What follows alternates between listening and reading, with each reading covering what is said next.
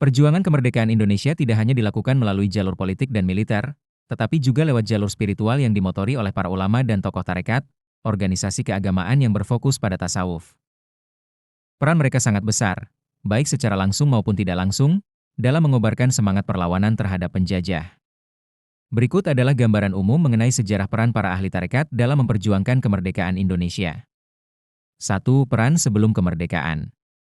Sebelum proklamasi kemerdekaan, tarekat menjadi wadah penting untuk mengorganisasi perlawanan. Di tengah kekuasaan kolonial yang menindas, tarekat menjadi tempat para ulama menyatukan umat dan membangkitkan kesadaran akan pentingnya membela tanah air. Pusat pendidikan dan perlawanan, banyak pondok pesantren yang berafiliasi dengan tarekat menjadi pusat pendidikan yang mengajarkan Islam sekaligus menanamkan semangat anti-kolonialisme. Para guru tarekat, mursyid, memanfaatkan ikatan spiritual dengan murid-muridnya untuk membangun jaringan yang solid dan rahasia. Jaringan ini menjadi fondasi penting untuk pergerakan perlawanan. Gerakan bersenjata, beberapa tarekat secara langsung terlibat dalam pemberontakan bersenjata.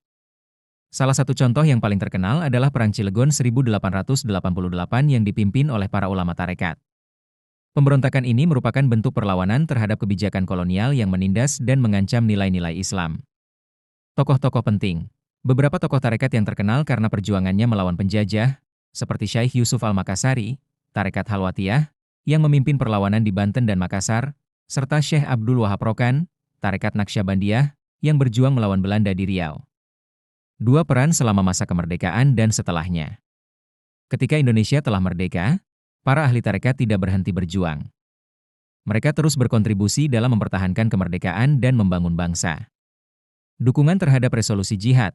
Ketika Belanda kembali datang setelah proklamasi kemerdekaan, para ulama tarekat ikut berperan besar dalam mendukung resolusi jihad yang dikeluarkan oleh Kiai Haji Hashim Asy'ari pada 22 Oktober 1945.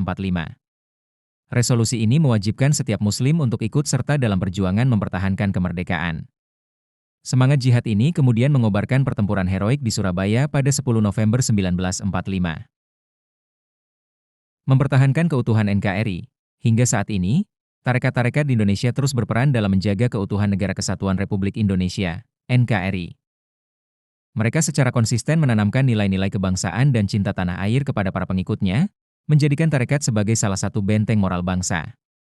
Singkatnya, perjuangan para ahli tarekat bukan hanya sebatas perlawanan fisik, tetapi juga perjuangan spiritual dan kultural. Mereka menjadi jembatan antara nilai-nilai keagamaan dengan semangat kebangsaan, memastikan bahwa perjuangan kemerdekaan memiliki landasan moral dan spiritual yang kuat.